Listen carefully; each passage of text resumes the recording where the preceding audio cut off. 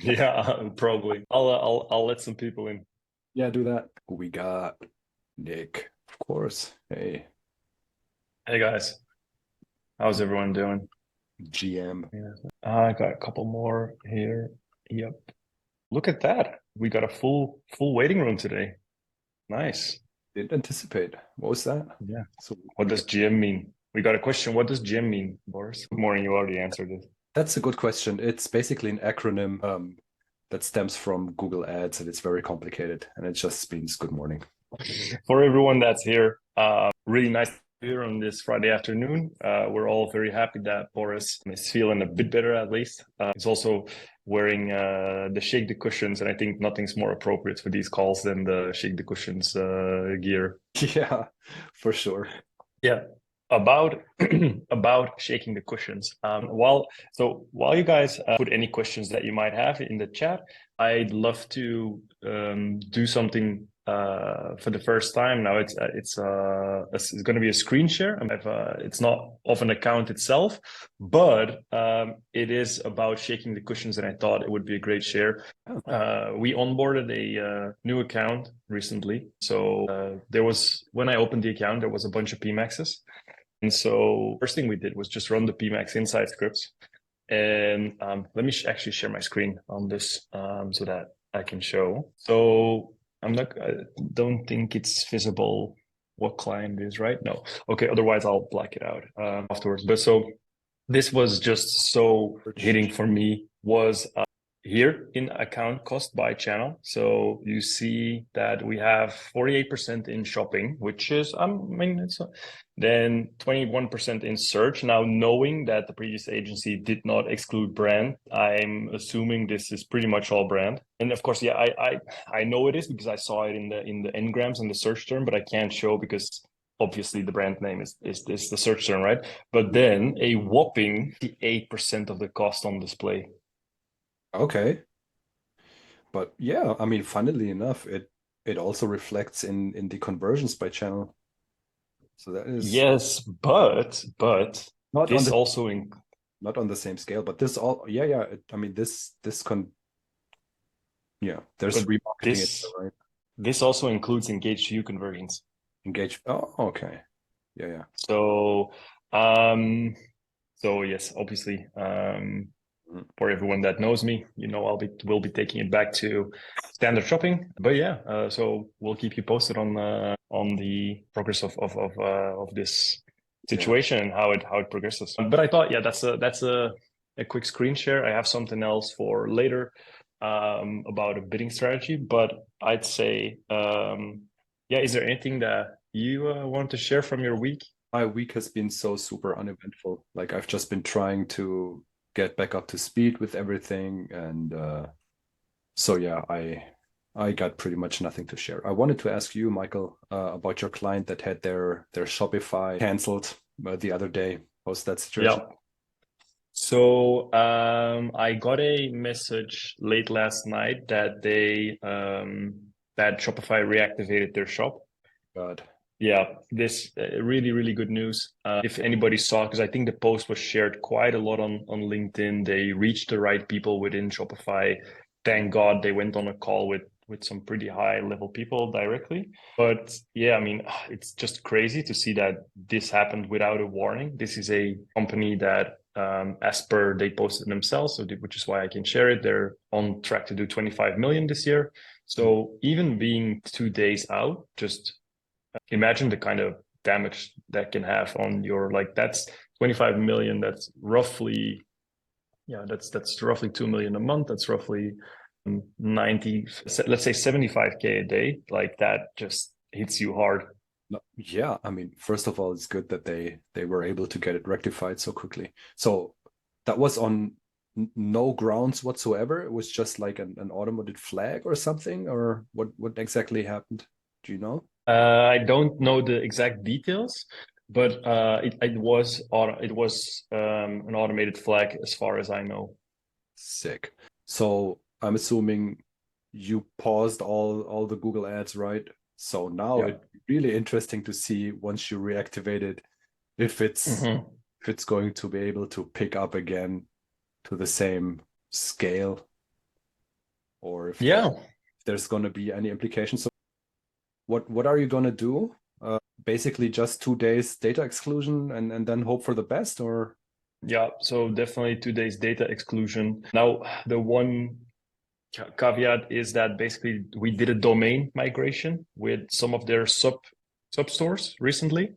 Okay. So we moved them all into a consolidated domain for better domain score, better SEO, which leads to better Google Ads as well.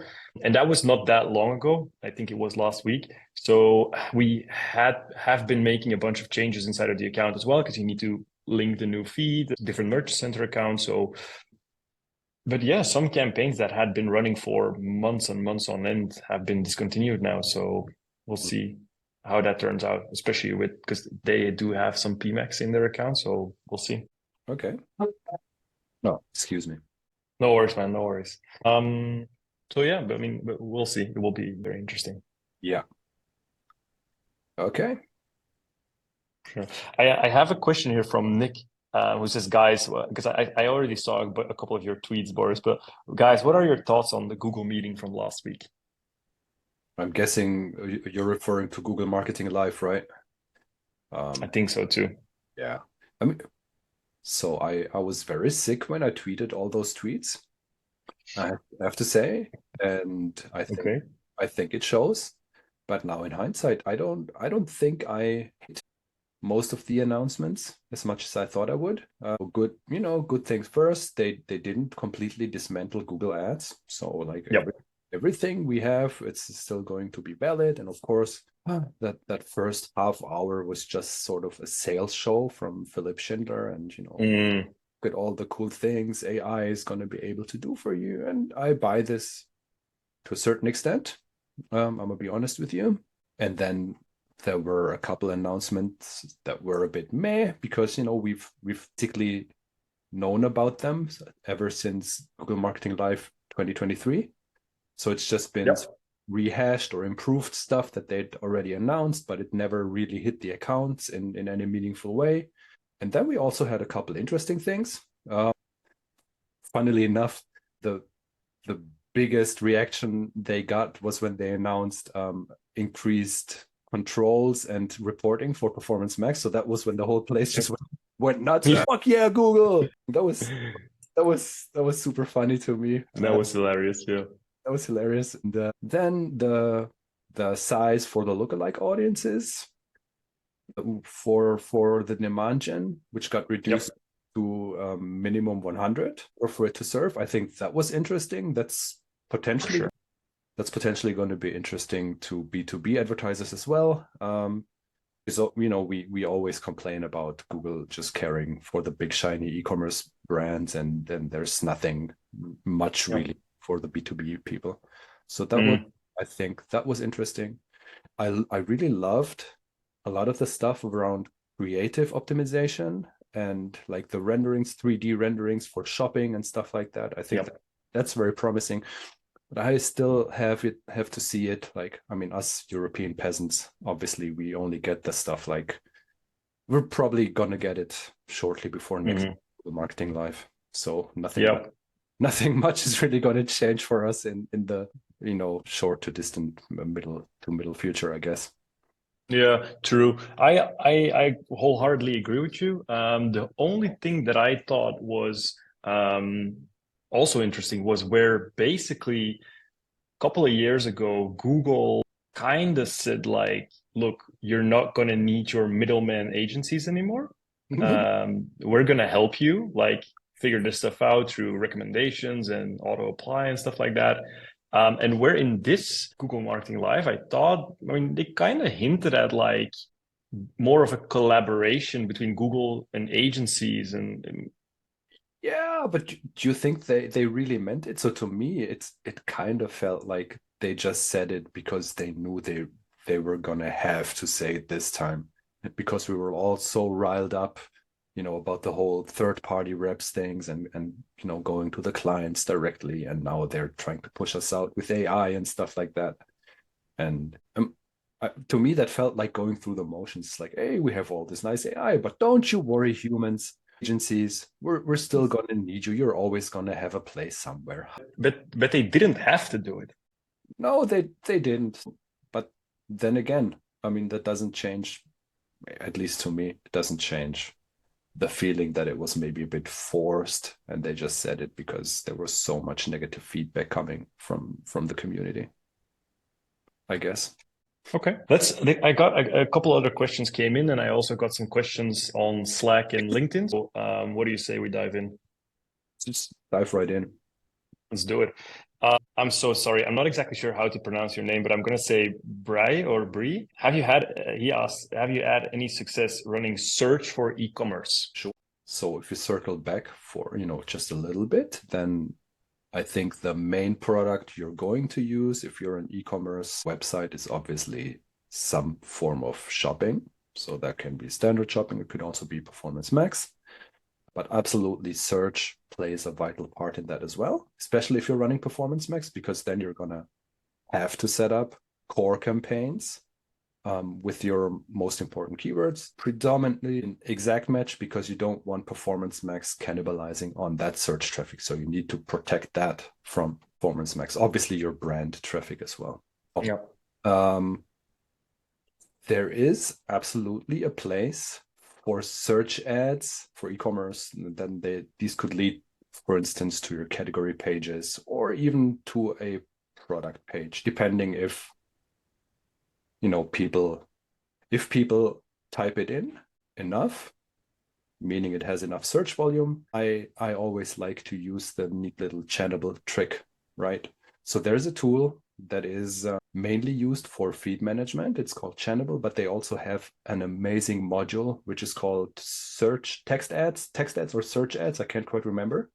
That's where you can set up search campaigns and have your ads highly customized in a much more granular, controlled fashion than you could by ad modifiers, basically.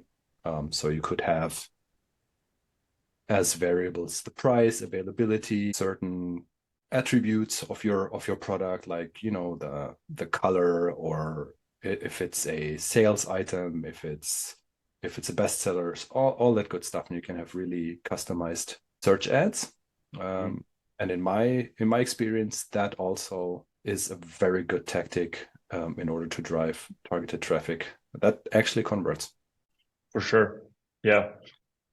Yeah, really strong answer. I think, yeah, just to build on that a little bit, but I'm gonna repeat kind of a little what you say. So there's a couple of things that we look at when running search for e-commerce. First of all, there is direct product-led search, one-to-one results. One thing that I still like it, but you have to be a bit careful with it because, okay, so how the SERP looks is you have the shopping results and then you have the search ad below. And so a person that has their wallet out and is ready to buy something will usually be looking at the shopping results. And so if they click on the search ad, they either already know your store or your brand and they want to go directly there, or, and this is what is kind of what you need to think about, is they look at all the shopping ads, they say, no, that's not what I'm looking for, and then they go to your search ad. So then the question becomes, why are they not finding what they want in shopping? So that's one caveat there, I would say. Secondly, what Boris mentioned, 100%, and especially if you have work with stores that have like 25,000 SKUs, you can't set up search ads for all of those, not even all of those categories, let alone those products.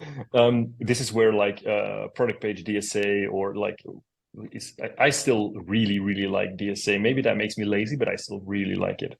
Doesn't make you lazy at all. I think it makes you smart because, like you said, if I was given the choice of, you could set up a couple hundred ads for like different products or product categories and combinations and stuff like that, or just whip up a giant DSA and see what sticks, then I think that's an easy answer for me, at least.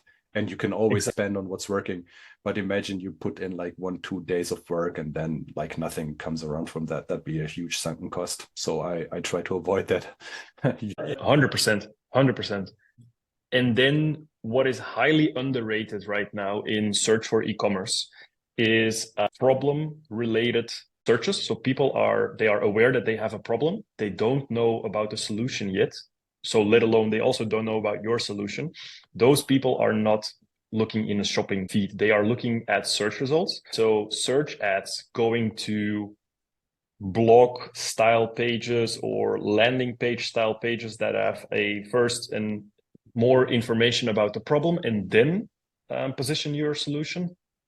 I think that is highly underrated in e-commerce right now. And I've recently ran a DSA to a blog section for an e-commerce brand, and the clicks were like 15 cents. Mm. And for highly relevant search terms. Yeah. But just because they're not yet in the buyer mode does not mean you don't want that traffic. That's correct. While you were speaking, I was trying to pull up that SERP. I wrote like a little LinkedIn post the other week, which was about like if dog food supplement. I think I shared it with you once, but I can't find it now because apparently the product is out of stock, I guess. But there's this brand, and they've really honed in on those searches that are a bit higher up the funnel. So the search translated to English would be dog is eating grass and throwing up. And they have their shopping feed optimized to the point where their title will reflect exactly that search query, which is so unbelievably good. So yeah, that's a very smart way of going about this, actually. That's super smart, really smart. And I haven't seen this, but I did hear it on a podcast once. It was a multi-brand store. Yeah. And they were building blogs, and they had the buy box embedded in the blog. So it would be like 7 best perfumes for your date night. I'm just making something up. And then they would list the perfumes, but they would have the buy box in the blog, so you could add the cart straight from the blog page instead of having to click through to the cart page, to the product page. Yeah, that makes sense. That's really good. Yeah.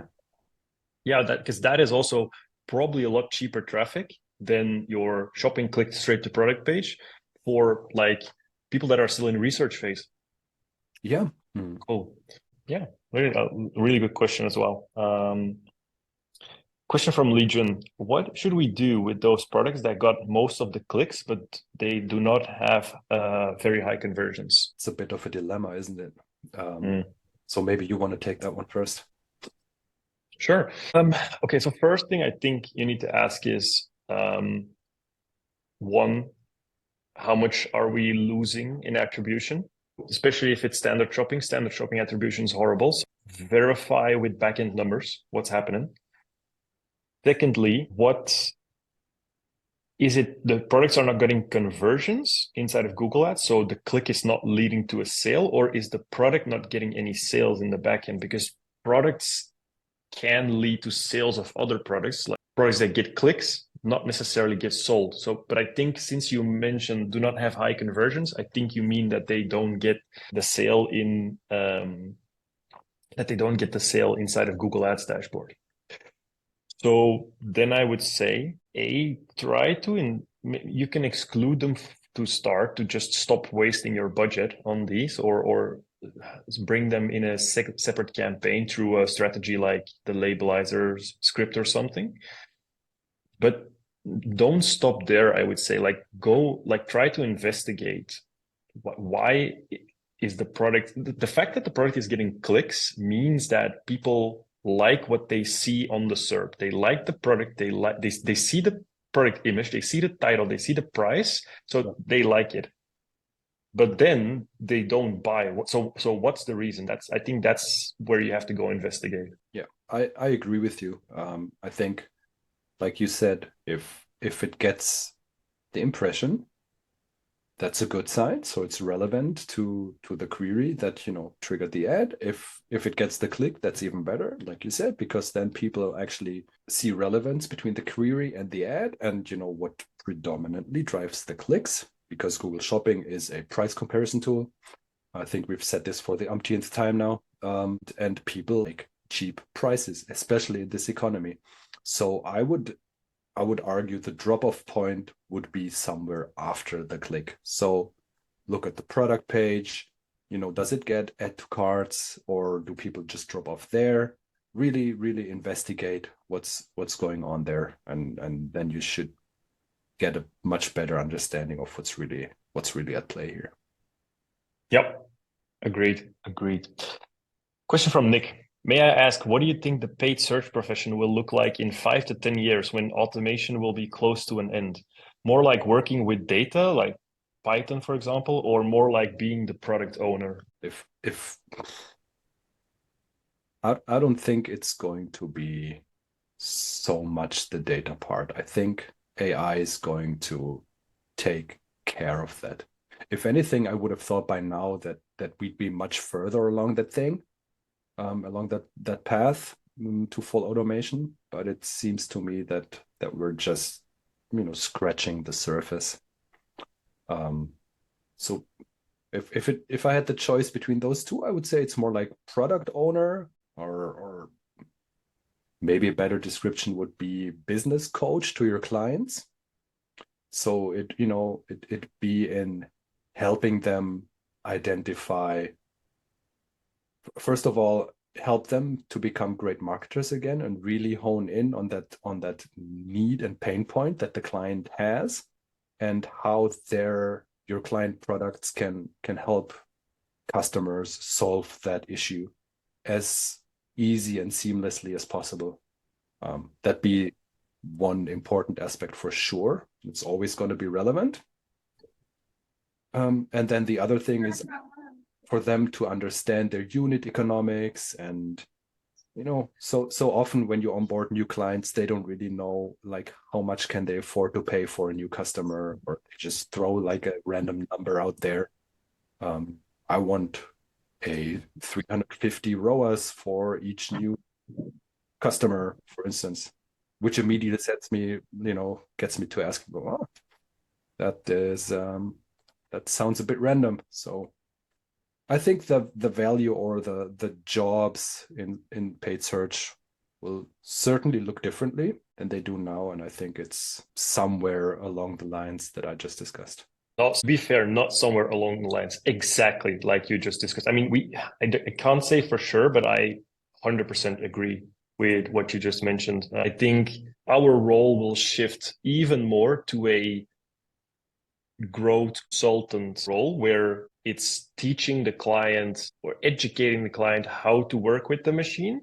Like, a lot of work will be upfront, like how do we have to set up the machine and navigate the machine to make it work as good as possible for this brand, and then helping them understand what is actually happening. Yep, I agree with that. If I can add one more thing, because you just said Yep. something like help them, or set up exactly how, the best inputs for the machine to really understand where it should be going and stuff like that. So that's one of those, I'm not going to say fear-mongering point of views that I often get, but it's, I mean, often people are like, yeah, in 5 to 10 years, then our job is probably not going to be needed anymore, which I agree with to a certain degree. But imagine this, I mean, it's a very specialized job, but your client also has a very specialized job, right? Just because Google makes it easier for them to set up campaigns doesn't mean, first of all, they have the time or even the interest. They already have a job, and their job is to serve their clients. If it's a plumber, if it's Clockbusters from Brooklyn, for instance, right? Those guys don't have the time to sit in front of Google Ads all the day and wreck their brains about what has been going wrong over the last couple of weeks, or learn AI and smart bidding and all this geeky stuff. Their job is to go to their clients and unclog their pipes, or whatever their job is, or sell stuff and ship it to them. Yep. All this to say, I just don't get that constant fear and panic that I hear from parts of the community. I agree. And to be fair, I think it's a lot of knowledge workers. It just lives in their head rent free at this point. Yeah, it does. So I think, okay, for example, you hear this for years already in accounting or like math style, like let's say finance. That's maybe even a better, like when Excel came, finance people weren't eradicated. Like people in finance, even analysts, they still have jobs and probably have more work than ever. Help people understand the massive amount of data that now goes into these huge Excel files. It's not because they don't calculate it by hand anymore, so to speak, that they don't have jobs. The job will evolve, but one thing's for certain: marketing will always exist. I really liked what you said there, that get good at marketing again. If you are now learning to be a technician, like a pure technician, like bid adjustments and things like that, that's not going to be around in five to 10 years anymore. Marketing is always going to be around. And so, for example, what I'm not really studying, but I'm just looking at right now is, for example, with shopping going more and more the automated route, I'm looking at like, okay, how do brands that go into supermarkets try to make themselves visible on the shelf and stuff like that? And that's like the kind of stuff that's maybe very, very high level, but that's the kind of stuff that I'm thinking about. Yeah, interesting. I agree. We should Cool. disagree more, Michael. Yeah, we should yeah, because here's the thing. I always when you take a question and then you're talking and like, oh, that's such a good answer. Like, oh, I wish I would have said that. No, but it's true. We should make a segment like Boris and Michael butting heads for 5 minutes over. That would be good. Or we do like a devil's advocate where it's like somebody has to be contrary. That'd be more interesting, right? Yeah, probably. Okay. Question from Eldar. How do you deal with oh, this is a good one. How do you deal with demanding clients who expect almost instant results? For example, when starting new accounts campaigns and the client comes in after 2 weeks raising hell because they don't see instant results. So you take that one first because it's a good question. And now you can bestow knowledge. Yeah. So I think this is one of your most important jobs when it comes to client management. If you're a freelancer or like an agency owner like me, half of the work of client management is done upfront. More than half, probably. It's expectation management. It's setting the right expectations at the beginning. If a client comes in and says, I need to fix it in 2 weeks, I will probably not help him. I will probably not work with him because I can't. And then he goes around town potentially saying to people that he knows, like, oh, hey, Michael and Prominence, they couldn't help me. Whereas the situation from the beginning was messed up.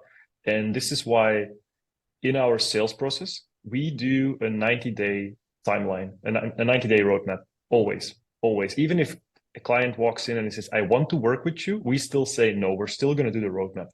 And the reason is very simple. I want them to know exactly what the next 90 days is going to look like. So I can also tell them that the first results won't come in the first 2 weeks. That's my take on this. Absolutely. Yeah, there's nothing much that I can add to that. Take it even maybe a step back or a step, a further step back. Is that proper English? I don't know. For me, it starts with the initial contact and even before I get on a call with a potential client, I'd send them over a giant type form and it's got so many questions, and among others, I'm going to be asking them, what's your expectations for the cooperation? Are you authorized to sign up on our cooperation? What's the budget? Blah, blah, blah, like all the hard facts. And then I'll poke questions around, how many agencies have you worked with in the past? What made you stop working with them? Like, that's a good one. Like all that stuff. And that's gonna help me gauge if they're agency hoppers. I love that. And then I also have questions around their numbers, their economics. What do you need? Do you know your break-even CPA or break-even ROAS? Like, what's your strategy right now? Do you optimize for new clients, or do you just like optimize the whole portfolio? Some stuff like that. And I realize it's going to be very exhaustive for some, and they maybe also aren't going to want to give me all those details even before the first call. But then so be it, because like you said, part of the art of managing expectations is also knowing which clients not to take on. Because I'm going to put myself in a bad spot, because I only have my reputation. Like you said, it's a small world, and brands are going to talk among each other, and they're going to say, Boris messed up our account, or he couldn't help us, he promised XYZ, and that never materialized. And I want to set myself up for success. I also want to set up the client up for success. And that's why I really, really try to understand where they're coming from and why they're talking to me at this point in time. And there's one small part in there that I'd like to go a bit deeper in, because there's this one trend on LinkedIn, and I see it with some big following PPC influencers as well. And it's one trend that I personally don't like. I think there is a big difference between not taking on a client where the expectations are wrong, or where you cannot set them up for success. So for example, taking on a client that's website is really, really crappy, you shouldn't take him on, because you'll never fix that with Google Ads. And here's the big but for me. I really don't like this mindset of like, don't work with difficult clients. I really, really don't like it to be. And let me put it like this. I communicate with anyone, anywhere from marketing managers or marketing employees to CEOs of companies. CEOs of companies are often some of the most demanding, and that doesn't mean that they're jackasses, but they're often some of the most demanding people I've ever worked with.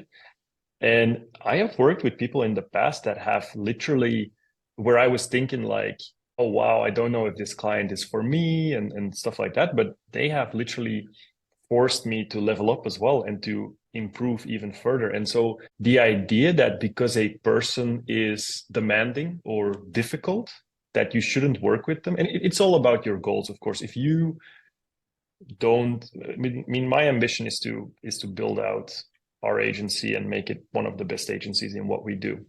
If I want to do that, I will be forced to work with difficult people. But if you are looking to, I think it's about that mindset as well. Boris, are you still there? You are. Okay, sorry. I was just blowing my nose, and I didn't want you guys to let you guys in on the fun. No, but what do you think about this? Because I see it a lot, and I think I don't know if it's a good mentality. I'm not sure. So personally, I am more leaning towards the don't work with difficult clients camp. Okay. What you just said actually gave me reason to like think and reconsider, because absolutely, like you said, you're gonna, by avoiding all those situations, you're potentially also putting yourself out of chances to, pick up some really, really good work. For me personally, I've just learned from experience that when that initial gut feeling isn't right, so if I get on a call with someone and they just rub me the wrong way, or they're just being super rude and demanding and stuff like that. So I think that's more where those posts come from, right? I just don't want to be working with negative Nellies, because ain't no one got time for that. Just to be very, very real with you. That's fair. And I also don't want to, have you ever had that feeling like when you wake up on a beautiful like spring day, and then oh, at 10 I'm gonna have to hop on a call with X, and sure I'd rather not. I think that's where I'm coming from. That's where I'm coming from. I have zero issues with working with demanding clients.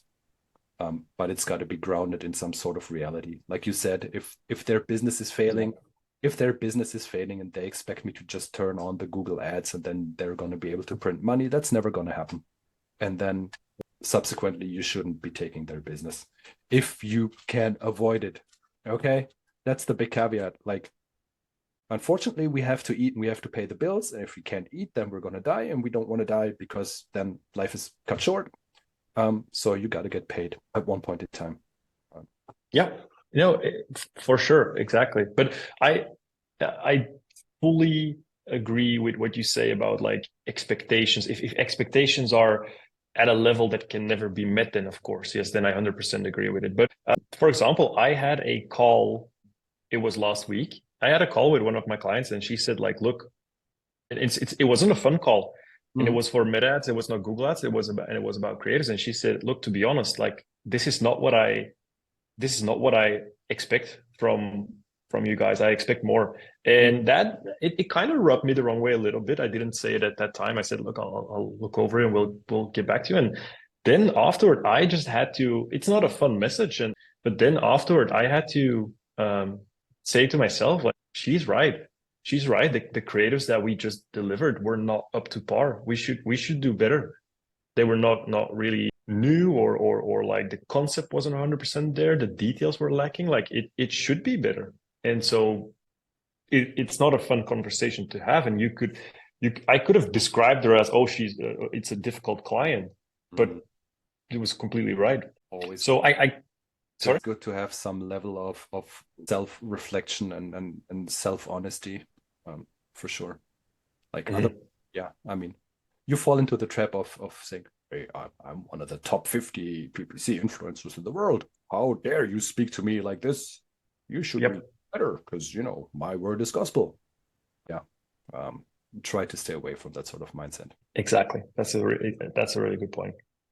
If we look at the next question from Umar, he says, hi guys, how do you structure your DSA campaign if there are more than 1,000 products? Have you set up ad groups or just go with page feeds? Do you use DSA just for finding a good keyword and then control things with standard search ads? It depends. I like to do page feeds for sure. I think it gives you more control over the whole structure as opposed to just, you know, setting it up and then excluding URLs, for instance. Some sort of rule. And I'm guessing I'm coming around to the realization that, you know, as you're mentioning, you know, there are more than 1,000 products. So at the end of the day, you're gonna run into the same phenomenon that you do with, you know, shopping, for instance. So 20% of your products are probably gonna drive most of the impressions and clicks anyway. So it'd be a good idea to just focus on those if you have the data available already. And if it's a new campaign or a new account, then by all means, you know, start with all your products and then just try to figure out what works and what doesn't, and what gets the clicks and what doesn't get the clicks. Also really important to not do DSA willy-nilly. By that I mean, just, you know, really make sure you exclude all the job, the career, the FAQ, the about us, the contact, all the blog pages you don't want to run traffic to, depending on your strategy, of course. As we discussed in a previous segment, it could make sense to set up DSA and run to blog traffic if you have a strategy in place where, you know, the product is maybe displayed somehow and you could add it to the cart easily, stuff like that. But I think that'd be going into too much detail regarding, you know, the rather broad scope of the question.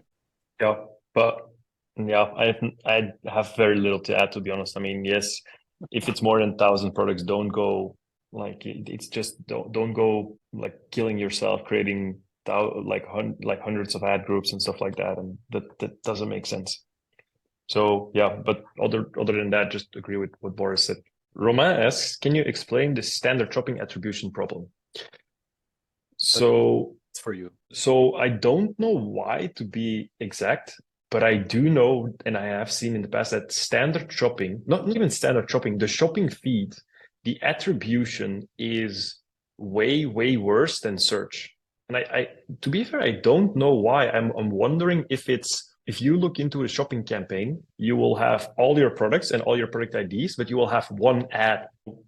The ad contains all of the products, basically. I'm not sure if that's the reason.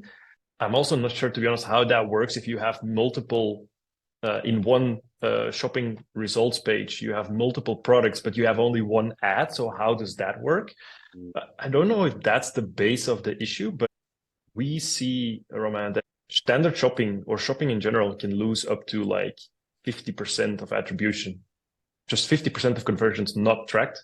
And I have a really good example about this that I discussed with the team earlier this week.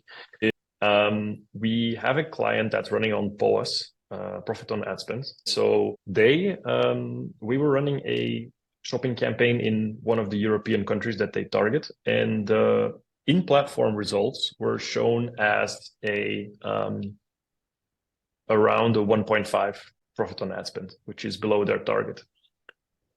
But they have really, really cool dashboards in the backend built on their Shopify data. And when we looked there, we saw for the same timeline, we saw a profit on ad spend of 3.5. So literally 200% higher. They have no SEO.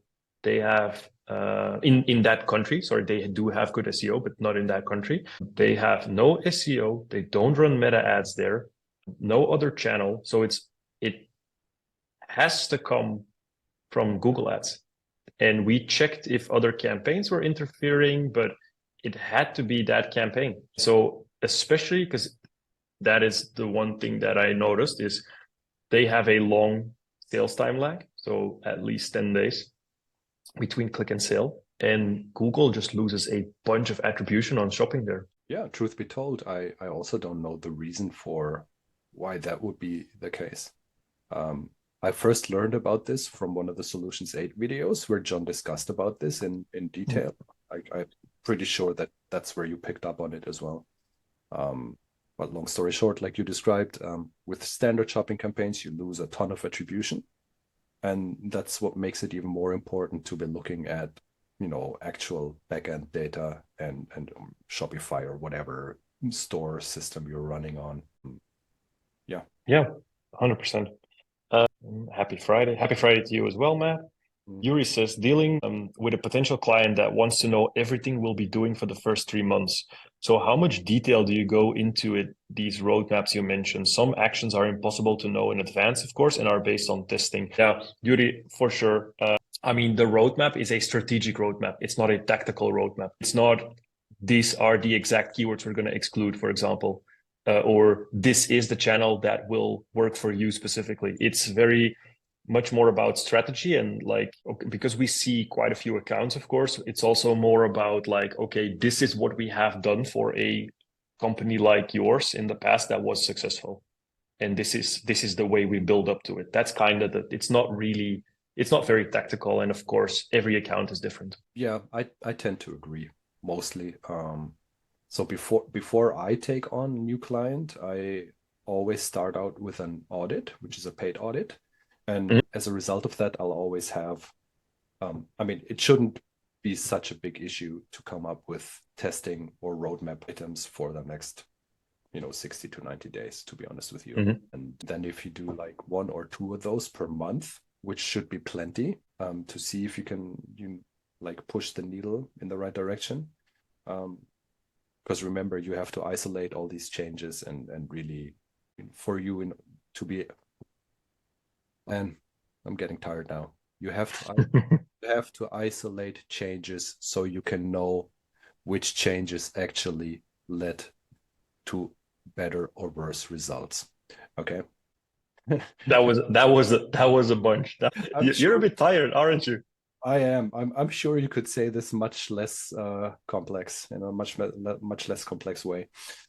Anyway, and then I have zero issues being very transparent with them because they paid for the audit, and I outline all the items that I think are going to be important. And if they want to take that back to their agency or back to their in-house team or whatever they want to be doing with this, it's going to be fine. Or I could also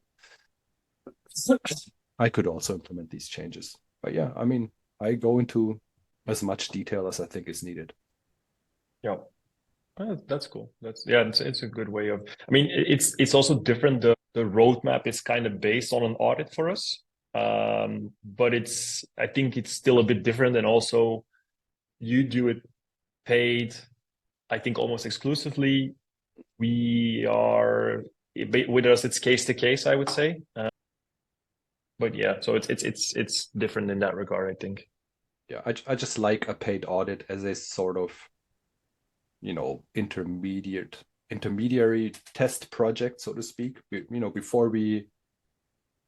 before we commit to working together for a longer time period. Yep. I like to do audit and discuss the findings with the team, and the team can also gauge if they like my way of thinking and looking at accounts, and if they can really imagine going forward with this. And if not, then it's also fine. It's then no one lost anything. Everyone got paid. the client got decent value for their money, usually more value than what they paid for. And that's, I think, one important aspect of an audit. You should be delivering audits that deliver a 3 to 5 times more return than what it really cost. Yep. Agreed. And then we can just take it from there or not. Agreed, 100%. And I think it's a very, very sound strategy, to be honest. We still had a question from Kevin on Slack. He said, I can't make this afternoon calls, but I'm really enjoying the replays. I have a question. Sorry, it's so long. So he has a solicitor client that specializes in employment law. He's running a campaign for their settlement agreement service using maximized conversions with a target CPA. I'm reviewing the search term report and I'm noticing a lot more random search terms that, in my opinion, should not convert but do. For example, my keyword settlement solicitors was clicked by someone searching for solicitors London. That user went on to convert for a settlement agreement service. Am I right in thinking that Google takes into consideration the user's previous search history and browser activity? For example, perhaps this user has been actively researching for settlement agreement advice, but on this occasion searched for solicitors London.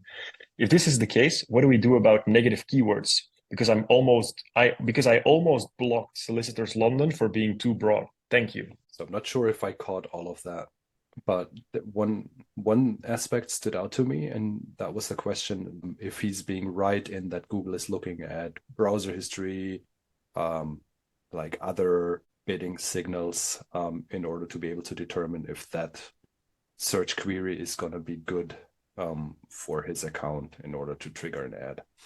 And there's a scenario where this could be true, but that's only if he's using broad match in conjunction with smart bidding. So I almost hope that that's not the case for a solicitor client, because then you open up another can of worms with variants and competitors that may be seeping into your search queries and depleting your budget over time. So you really have to be on top of your negative keywords.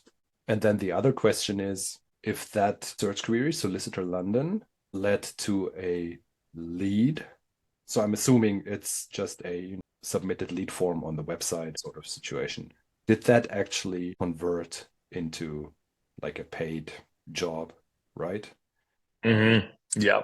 So if he's doing offline conversion import, and that actually led to measurable revenue for his client, then that's good.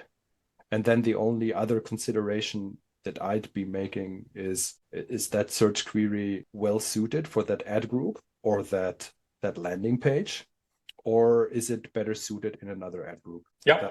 That'd be my line of thinking, basically. Yeah, 100%. I probably, to go a bit deeper on the broad match. So yes, you're right, but I assume it would be phrase match, for example, because if I see the keyword that he mentioned, and then that could be, I mean, that's what I'm seeing in phrase match these days, is more and more like broad or like broad modified. But yeah, you're 100% right that the first thing they should look at is, was the conversion actually a qualitative conversion or was it not? To be honest, I really do like what Broadmatch can do for like on with the search history and things like that, because I've seen things convert with quality leads in very expensive industries that you wouldn't think would be good search queries. I've also seen it gone bad, but I kind of like it, what it can do, especially if you have a solid TCPA in place. So yeah, but other than that, I think you've mostly said it all, and I would not add it as a negative keyword as long as there's proper conversions coming off of it. We have 2 minutes left. I had one more thing that I wanted to share. I don't think we have any more questions. So is it okay with you if I share it? Or share whatever you want to share. Yeah, it was also. Don't share nudes. No nudes on this call if I can.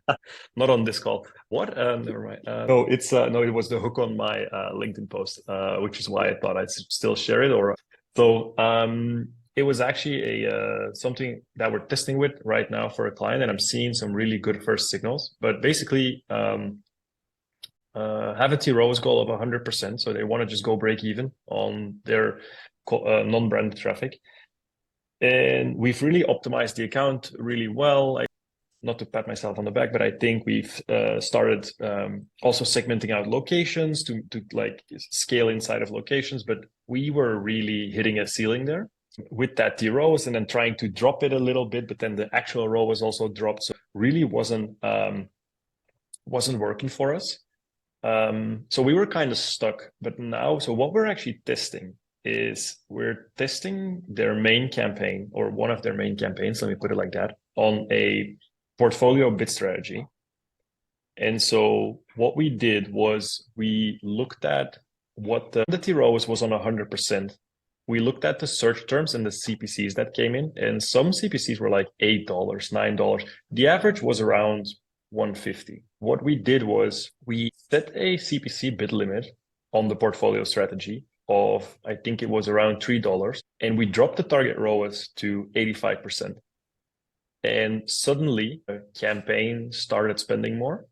So the campaign started spending more money than, what we had, the scenario was that the budget was always higher than what the daily spend would be, and we couldn't scale it. So now we're spending more, but the actual ROAS is staying above the target ROAS, because the TROAS and CPC, they are inherently linked, right? And it's, Google has mentioned this themselves multiple times, that smart bidding is to take excessive value from the advertiser and give it to the platform. So if you are hitting your TROAS consistently, Google will elevate your CPCs to match your TROAS, right? That's basically what happens. But now we are playing with, so we usually only have one lever. It's only TROAS. But now we are playing with two levers. So now we have the TROAS, which we are trying to we're not yet there, but my plan is to keep dropping the TROAS while keeping the CPC bid limit. And I'm wondering if this campaign will start to act like, let's say I'm at 50% TROAS. Will that campaign start to act like max conversions with a bid cap? Because I mean, 50% is really low compared to this. It's the half of the goal. It's basically TROAS. It's basically max conversions. Yeah, I mean, it's super interesting. I've never looked at it like that or tried something like that, but it's a super interesting strategy for sure. And if it's working, then yeah, I'd be interested to hear next week what comes of this. I will keep you posted. Yeah, man.